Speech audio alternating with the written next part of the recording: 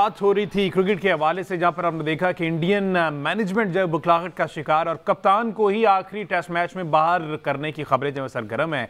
और खबरें तो ये दी जा रही हैं फेस सेविंग के लिए कि रोहित शर्मा ने यह फैसला किया है कि वो आखिरी टेस्ट मैच में आराम करेंगे। हालांकि ये बात उनको ज़हन में रखनी चाहिए थी कि आगे 6 महीने तक इंडिया में टेस्ट क्रिकेट नहीं है, इंडियन टीम की टेस्ट क्रिकेट जो है वो नहीं है, चैंपियन ट्रॉफी है, आईपीएल है और ये दीगर सारी चीज़ें हैं, लेकिन टेस्ट क्रिकेट वहाँ पर नहीं है, तो वो उन्होंने रेस्ट का ये फैसला किया। बहरहाल ये उनकी जवाबदीदी। राजा साहब, लेट्स सी क्या बनता है इंडियन टीम का, हमें क्या लेना इसे। बहरहाल जो हमने बात कर लिया है मेरे ख्याल इनफ है, इतनी ज़्यादा इंपॉर्टेंस देनी नहीं चाहिए उन्हें। आप ठीक कह रहे हैं, लेकिन जहाँ तक रोहित का ताल्लुक है, देखिए उनका जो क्रेडेंशियल्स हैं, उनका जो पस मंज़र है और जो सिचुएशन, शायद Indian desperately looking for to एक ऐसा प्लेयर डाल दें जिसमें एतमाद ज़्यादा हो, बैटर हो, कुछ स्कोर कर दे, कोई अच्छा आगाज़ दे दे।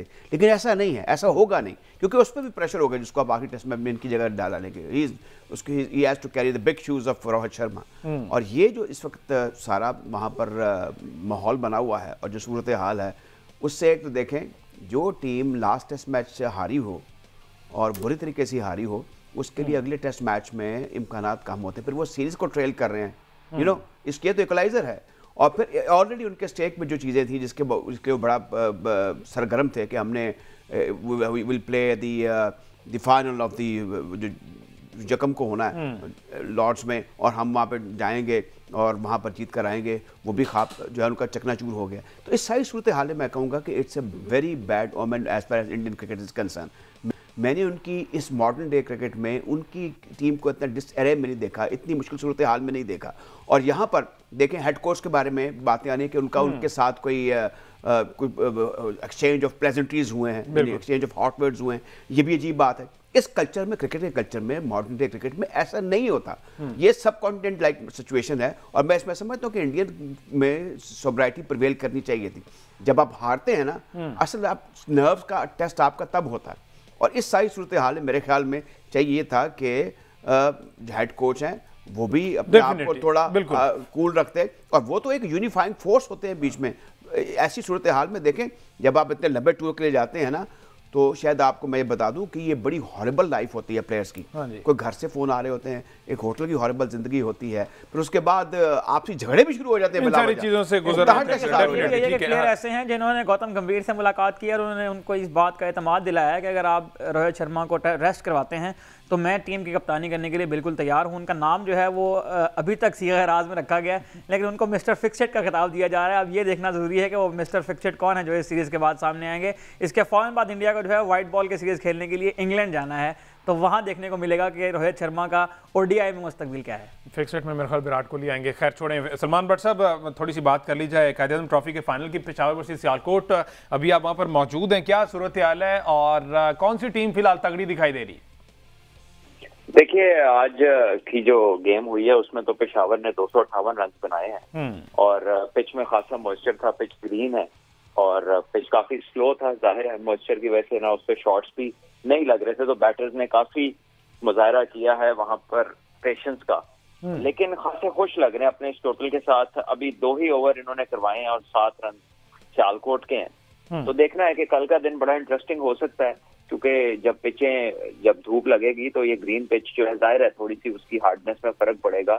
आज खासी स्लो थी, तो कल मूवमेंट हो सकता है थोड़ी तेज हो और खेल दिलचस्प हो जाए।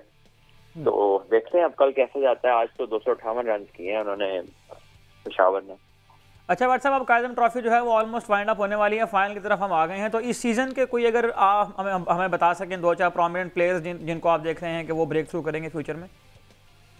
देखिए, आप हमेशा आपको टॉप चार्ट्स बताते हैं, जैसे अजान अवैस अंडर 19 से आए हैं, 4 सेंचुरियां उन्होंने बना दी है, ये पहला सीजन है उनका, एक 200 भी किया उन्होंने, 2 150 की हैं, तो वो 800 रन के साथ नंबर 1 पे हैं। अंडर 19 पाकिस्तान की टीम की तरफ से वर्ल्ड कप खेले थे वो, 1 साल पहले की बात है, तो एक बड़ा अच्छा आगाज उन्होंने किया। मोहसिन रियाज एक नए प्लेयर हैं, वो हमारे GIC से ही खेलते हैं 2 साल से, वो तीसरे नंबर पर हैं, उनके भी तकरीबन 550 रन है, एक 200 की इनिंग उन्होंने भी खेली है, तो ये बड़े इनकरेजिंग साइंस है कि नए लड़के जो है ना वो चार्ट्स को टॉप कर रहे हैं कायद-ए-आज़म ट्रॉफी के अंदर, ये बड़ी इनकरेजिंग चीज है। अच्छा, भट्ट साहब से ये पूछना बड़ा जरूरी है हमजा के, भट्ट साहब ये बताएं कि अब एक हमें लॉन्गर ड्यूरेशन की भी 2 टेस्ट मैचों की सीरीज खेलनी है अगेंस्ट वेस्ट इंडीज, ये जो आपने 4 डे मैचेस देखे और पहले जो मैच उनका भी हवाला आपके इल्म में होगा कि क्या कुछ होता रहा है, जिन प्लेयर्स का जो बैटर्स का खास तौर पर आपने जिक्र किया, आप क्या समझते हैं कि क्या ही अच्छा हो कि इनमें से हम मिडिल ऑर्डर में, टॉप ऑर्डर में किसी को इंट्रोड्यूस कर दें, क्योंकि अब ये बातें हो रही हैं।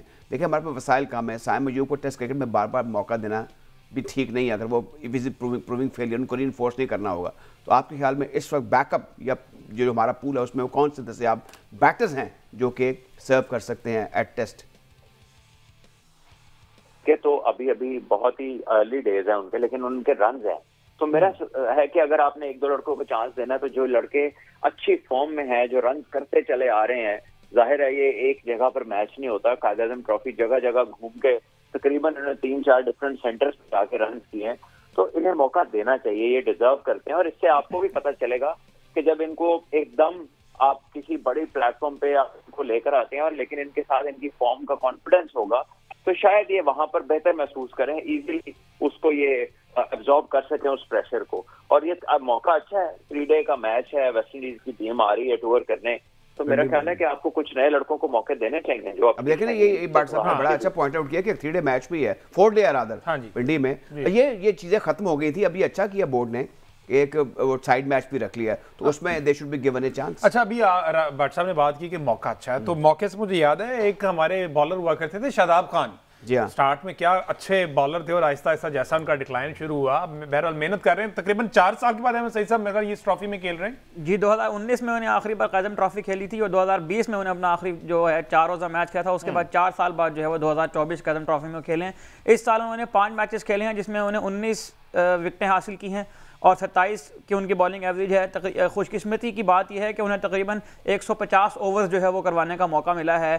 काज़म ट्रॉफी में हम जो बार बार कह रहे थे कि शादाब खान जो है वो लॉन्गर फॉर्मेट में बॉलिंग करेंगे तो उनकी बॉलिंग में कंसिस्टेंसी आएगी, तो एक अच्छा उन्होंने जो है वो 5 मैचों में 5 फर्स्ट क्लास मैचों में 19 इस पाए के बॉलर के लिए कोई बहुत ज़्यादा भी नहीं है। अगर यूँ कहते हैं कि बहुत कम भी नहीं है, विकेटें हैं 19 5 मैचों में, और ओवर आपने कहा कि लातादाद ओवर भी कर लिए हैं, तो 5 ओवर में मेरे ख्याल में ज़्यादा आउट करने चाहिए इनको। बट साहब शादाब खान पर क्या कमेंट करना चाहेंगे, क्योंकि अब काफ़ी अरसे से ये पाकिस्तान T20 वर्ल्ड कप के बाद से हमने देखा कि शादाब खान टीम में वापस नहीं, आगे बड़ा इंपॉर्टेंट इवेंट आ रहा है। ऑल्दो टीम में उस तरह से जगह नहीं बनती, लेकिन मेहनत कर रहे हैं, तो समझते हैं कि ये कम बैक कर पाएंगे?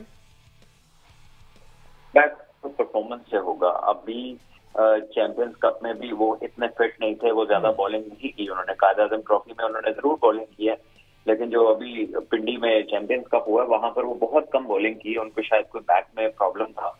तो वो मेहनत कर रहे हैं, सकलैन भाई उनके साथ हैं, उनके वो मेंटोर हैं, और यकीनन उन्हें वो उनसे बेहतर कौन बता सकता है स्पिन के बारे में। लेकिन बात यही है कि परफॉर्मेंस की गेम है। पहले वो अकेले थे तो लगता था कि कोई और है नहीं, अब पीछे से जो लड़के आए हैं उनकी परफॉर्मेंसेज आ रही हैं।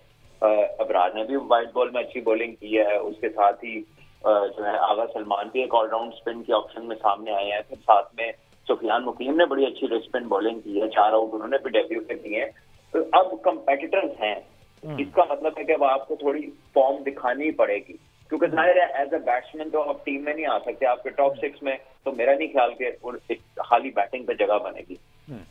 ठीक है, एंड पे जरा मैं भट्ट साहब आपसे जानना चाहूंगा, Cape Town Pakistan versus south Africa, toss matter करता है केप टाउन की कंडीशन में?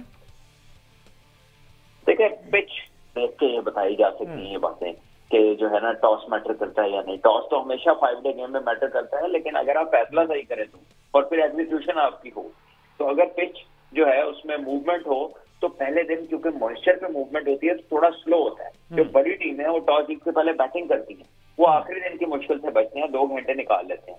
लेकिन हमने देखा कि पाकिस्तान उसके बरक्स बहुत दफा ऐसा करता है कि पहले बॉलिंग कर लेता है और अगर 2 घंटे में विकेट ना गिरे, एक पार्टनरशिप लग जाए तो सारा एडवांटेज खत्म हो जाता है।